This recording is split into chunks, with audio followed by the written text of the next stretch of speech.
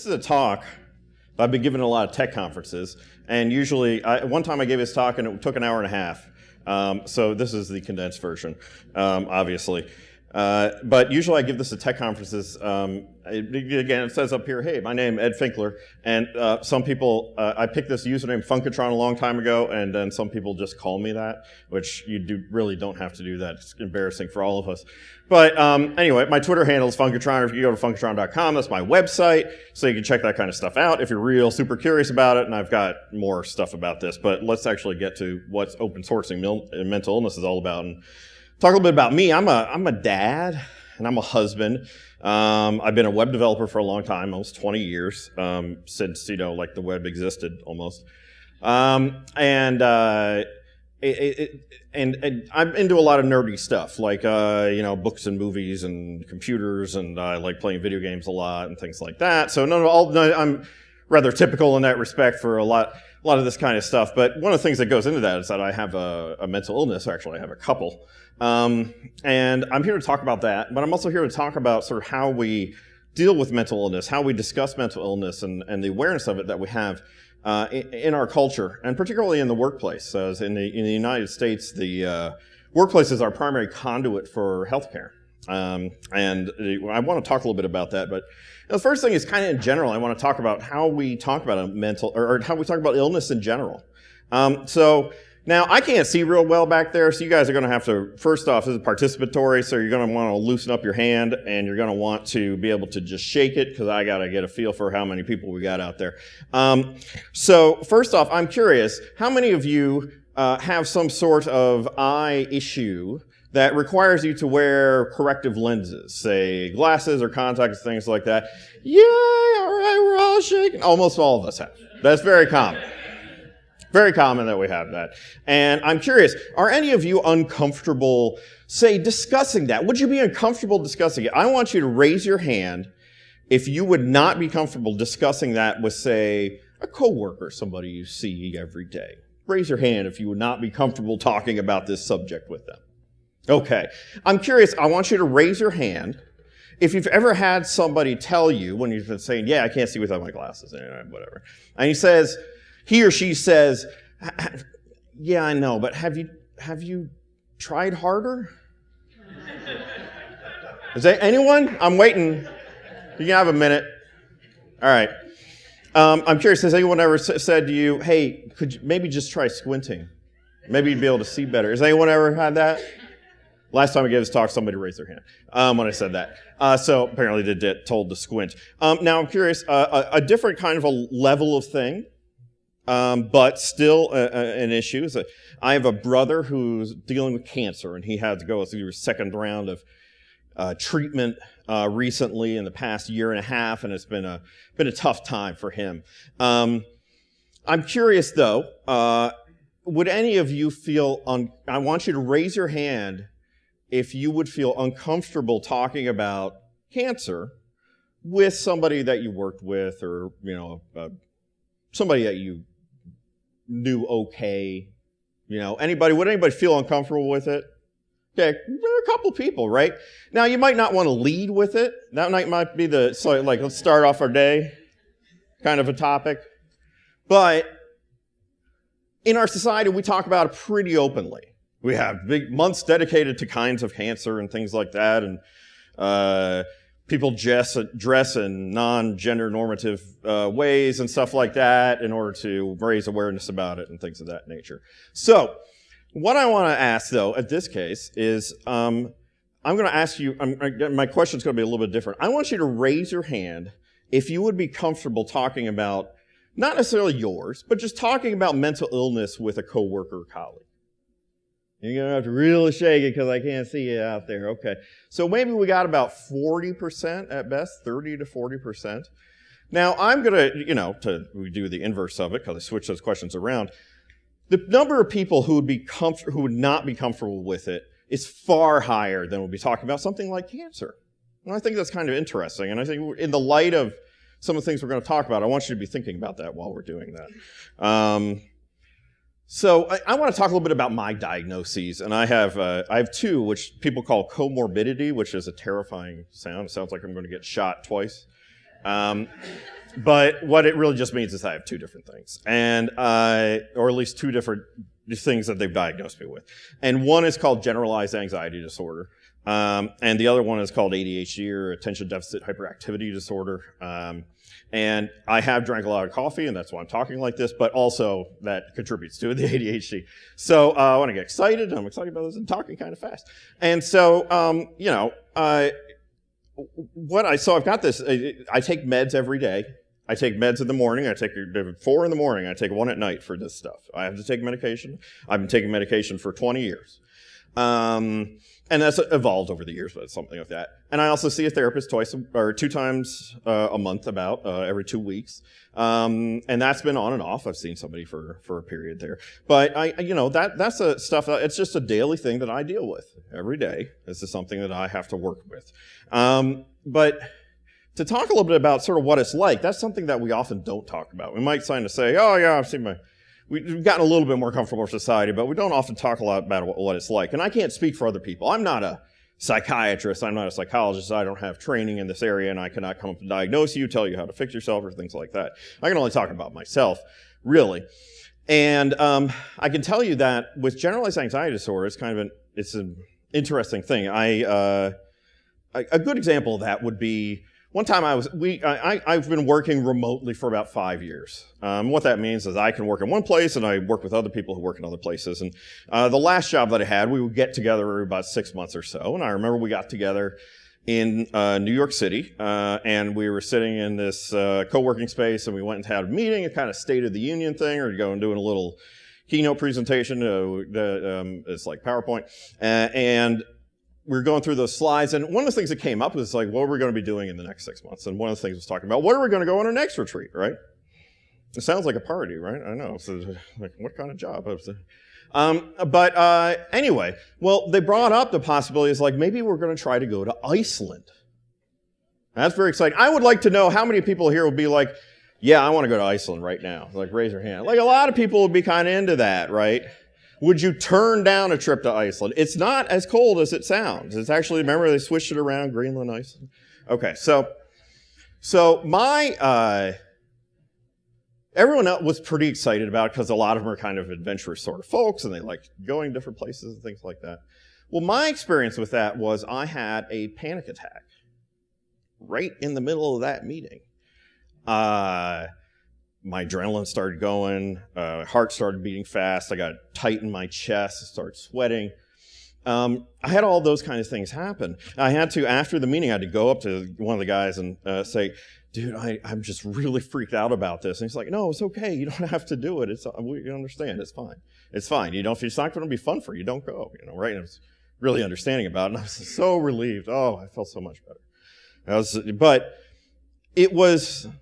it's not abnormal necessarily to have a reaction like that, but I have it at times that are wildly inappropriate. Like it is appropriate to have it if, say, a lion is chasing you, and you may have to, one, fight the lion or run away from the lion. There's usually 2 options. There's not sort of a negotiation. There's really only 2 things you're going to be able to do.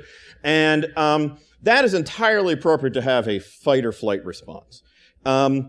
I have that when we have things like this, though. I have it at inappropriate times, and I have it very frequently to different degrees. We changed medical insurance at my job recently, and as soon as I found out about it, I had a very similar reaction to had when I found out about maybe going to Iceland. I was really freaked out. And to the contrary of all the other stuff that might go into that, like all the things that I knew is that, no, they're very reasonable people. It's not going to go crazy. This is going to be all normal. Things are going to get covered. That's fine. I had that kind of a reaction. And so it's just something I deal with every day. It's something I just have to work on every day. I also have ADHD, and there's things that you want to surprise about that you probably hear along with that is that, I have trouble sort of staying focused on certain things, kind of jump from one thing to another. But some things that maybe you don't realize that go along with that is my threshold for frustration is really low compared to most other people, especially for things I'm not interested. If I'm not interested in doing something, it is very hard for me to do it. And I will tend to do a lot of avoidance to try to do that. I will say, do something else for a long period of time to say get away from it or things like that. Also, my emotions tend to be very intense, and that's something you see with a lot of people with ADHD. So when I feel something, I tend to feel it quickly, and I tend to feel it hard. So it oftentimes, when it's really, really bad, it's like a wave, and that wave is pushing me, and I feel like even though I know that my emotions are not reflective of what is actually going on, I feel as though I cannot control my thought processes, and I make bad decisions, and I oftentimes have to feel like I feel like I have to sequester myself to get away from things, so that when my emotions are riled up like that, I don't make bad decisions, I don't have bad interactions with people, and things like that. So a lot of that stuff goes in. That's kind of what it's like with ADHD, and I deal with that, those kind of things every day. But one of the things that was really hard with this is throughout my childhood, and probably until I was into my 30s, I felt very disconnected because it seemed like everybody else was able to handle life and I wasn't. And it was very, very hard for me to understand why it seemed like it was okay for most people, but I couldn't handle it. And that was the biggest challenge, was feeling alone and feeling unlike anybody else. Well, the interesting thing is there's actually a lot of people like me. In fact, 1 in 5 people in the United States deal with a mental health issue in a given year. That's 20%. That means there are absolutely people in this room, everybody in this room either is dealing with something right now or knows somebody who is. I guarantee it. There is no possibility that is not the case. The most common are anxiety disorders, but there's also things like depression, psychosis, substance abuse disorders, and things of that nature. All of those things kind of go into that. There's an interesting thing. There's a lot of stuff you can get from the World Health Organization. Did a lot of stuff related to disease, and they included, thankfully, mental health disorders along with other kinds of things. And they did a comparison in the level of disability. And in that, because to give you an idea of how it can impact you on a physical level, they compared levels of depression. Depression is something I've dealt with on and off throughout my whole life, as well as the other things. And one of the things that they found is that with moderate depression, they compared the level of disability was similar to that of someone with multiple sclerosis or severe asthma. And with severe depression, they compared to someone who has quadriplegia. That the level of disability, the impact that has on your life, is that severe. That's interesting when we talk about somebody who's depressed. What does that mean, and how does that impact them? So they also talk about disease burden with the World Health Organization, as a study was done in 2004. And disease burden, basically the idea is that you take the mortality rate plus the years lived with disability. And what they found is that in North America, the highest category, the thing that caused the highest disease burden in North America, are mental health disorders. It is higher than cardiovascular disease, it is higher than cancer, it is higher than everything else. That's very interesting, I think. Think about that in the context of what we're willing to talk about and how we deal with these things. Now, the one thing I'll say, there's actually some strange positives about having a brain kind of like mine, and despite all this stuff.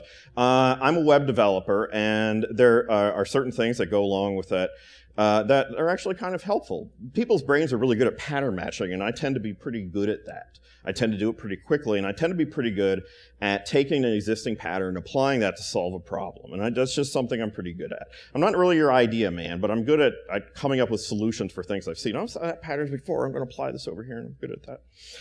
I'm good at anticipating outcomes, particularly potential negative outcomes. And that helps a lot. And yes, it's a negative because I often think of like the worst possible thing to happen. And that's one of the things that drives my anxiety, is I'm really good at constructing these things. But the positive thing is I'm actually very good also at finding things like work security issues that you could run into, things like that. And I think because I deal with my emotions a lot, they're kind of at the surface all the time, I tend to think I do a pretty decent job of being an empathetic and supportive colleague, and also being empathetic towards the people who are going to interact with the applications that we develop. And that's something that oftentimes isn't dealt with a lot in sort of the developer community, is how we build these things for people to use, you know. So, I talk about a lot about this stuff within the tech industry, and we did this survey this summer, and there's 3 questions I want to go over for you. We had several hundred people reply to this. But talking about mental health and mental health inside the tech industry, there's a question, the first question here I'll show you. Do you think that discussing a health issue with your employer would have negative consequences? And compare physical to mental. Physical, 3/4 of people thought no, would not have negative consequences. With mental health, only a third thought no. 2/3 thought maybe or yes. Would you bring up a health issue with a potential employer in an interview? No, said 44%, probably not likely, and might not say, yeah, I got a bum knee, guy. But it may or may not be relevant to it, but you may not bring it up, but there's a decent chance you might too if you thought that it was something that was an issue. Mental health, absolutely not. People won't bring it up in an interview because they're afraid they won't get a job because of it. And the third thing I'll show you is your anonymity protected if you choose to take advantage of mental health or substance abuse treatment resources. About a third of people said yes, they feel confident that their anonymity is going to be protected. No, 2%, those people probably don't like their jobs. But 68% said don't know. What kind of trust level do they have in that? Again, think about it as that the workplace is the primary conduit for health services in the United States. And most people aren't sure their anonymity is going to be protected. People are scared. They don't trust their employers to talk about this stuff, and they don't feel safe. And the fact of the matter is that sick workers don't work. They're not productive. And if you just look at it at a bottom line thing, we're talking about the thing that causes the largest level of disease burden in North America, and we are scared to talk about it. There are resources available, but most people don't see them. 41%, only 41% of people with a mental health issue in a given year go seek out help and get help for their issues.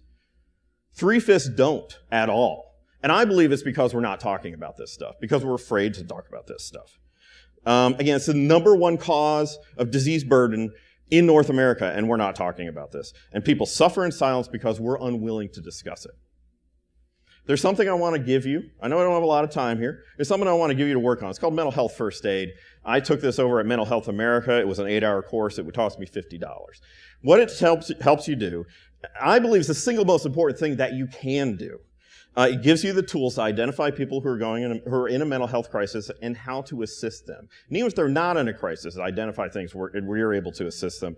And I think it's especially important for people who are supervisors or team leads because you have an enormous amount of impact on the quality of life of the people you work with. If you can get just one person involved who's taken this course, involved in who can come in and set a tone of culture where it's safe to talk about this stuff, that can make an enormous difference.